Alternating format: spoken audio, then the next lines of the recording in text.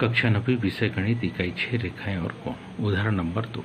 आकृति में OP, OQ और OR, OS 4 किरणें हैं। सिद्ध कीजिए कि कोण POS, POQ, धन कोण QOR, धन कोण SOR, धन कोण POS बराबर इसे 360 अंश। मतलब ये जो चारों कोण बन रहे हैं POQ, धन कोण QOR, धन कोण क्या ROS, धन कोण क्या POS, इन चारों का योग 360 अंश होगा। तो हमको क्या दिया है, तो हमारे पास में दिया है कि जानकारी में हम लिख रहे हैं। एक प्रमेय है ये, इसको बड़ी सावधानी से करेंगे हम। क्या दिया है हमारे पास आकृति में OP, OQ और OS 4 किरणें दी। हमारे पास क्या दिया है आकृति में, क्या दिया है 4 किरणें। क्रमशः कौन कौन सी, OP, OQ, OR तथा OS है। ये 4 किरणें हमको दी है। तो इसके ये दिया है, तो इसके आधार पर क्या करना, ये दिया है तो इसके आधार पर अपने क्या करना है, सिद्ध करना है। इसके आधार पर अपने को क्या करना है, सिद्ध करना है। क्या सिद्ध करना है कि कोण POQ की मान धन कोण QOR की मान, धन कोण SOR की मान, धन कोण POS की मान, इन सब को यदि जोड़ा जाए तो योगफल कितना आएगा, 360 अंश आएगा। इसके लिए हमको एक रचना करनी पड़ेगी। रचना यहाँ पर काफ़ी महत्वपूर्ण है, बड़ी सावधानी से समझना। ये जो रचना कर रहे कौन सी, हम OQ के विपरीत क्या बना लेंगे, OT किरण बनाए। OQ किरण की कैसे विपरीत OT किरण बनाई या खींची, और इसके बाद से यहाँ क्या उत्पत्ति प्रारंभ हो जाएगी। यहाँ से उत्पत्ति प्रारंभ हो जाएगी। ध्यान दीजिए, हमने ये जो किरण है OT OQ के विपरीत है। इसका सीधा सा मतलब कि TOQ एक रेखा है, क्योंकि OQ व OT कैसी विपरीत किरणें हैं। ये दोनों की दोनों कैसी विपरीत किरणें हैं, और इसलिए हम कह सकते हैं कि TOQ क्या बन गई, एक रेखा है। और इस रेखा के ऊपर ध्यान से देखो OP खड़ी है,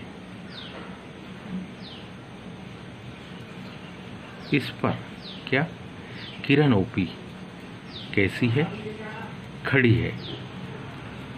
इसका सीधा सा अर्थ है कि क्या कोण POQ धन कोण POT दोनों तरफ के कोणों का योग कितना होगा, 180 अंश। समीकरण नंबर 1 कौन से नियम से, रेखी युग्म अभिग्रह से, रेखी युग्म अभिग्रह से। इसी प्रकार यदि ध्यान से देखें तो TOQ के निचली ओर कौन सी, एक OR और OS खड़ी है। इसी प्रकार हम देखें तो क्या, इसी प्रकार TOQ रेखा पर कौन सी, OS किरण व OR किरण कैसी है, खड़ी है। इसका मतलब इन तीनों कोणों का योग कौन कौन से, यदि हम लिखे कि कोण TOS धन कोण कौन सा SOR धन कोण क्या QOR, इन तीनों कोणों को जोड़े तो मान कितना आएगा, 180 अंश। ये समीकरण नंबर 2। और यहाँ भी कौन सा कारण, रेखी युग्म अभिग्रहित। अब समीकरण नंबर 1 को ध्यान से देखें।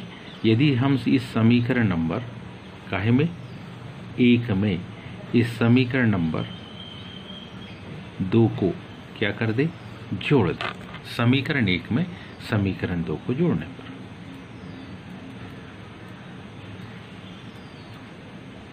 यदि समीकरण 1 में समीकरण 2 को हम जोड़ते हैं तो मान देखिए क्या आएगा, कोण POQ धन कोण POT, ये दोनों जुड़ गए।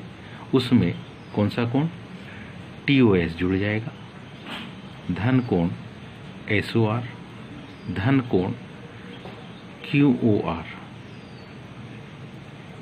180 में 180 जुड़ा तो कितना, 360 अंश। अगर ध्यान से देखें हम इन दो कोणों के बारे में, यदि हम कोण POT में कोण TOS को क्या करें, जोड़े, आकृति को देखिए, कोण POT में TOS को जोड़े तो हमारे पास कंप्लीट कोण कौन सा बनता है, POS बनता है।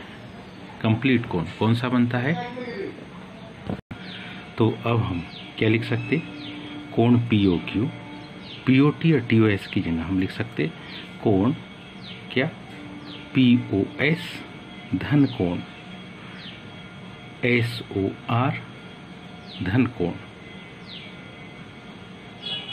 QOR बराबरी से कितना, 360 अंश।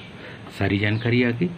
POQ आ चुका है, कोण POS भी था, कोण SOR या QOR SOR भी है और कोण QOR, इन चारों का योग ही हमको 360 अंश सिद्ध करना था। उम्मीद है आप सभी को समझ में आया होगा। बिल्कुल आसान सा है, हम लिख सकते हैं अतः सिद्ध हुआ।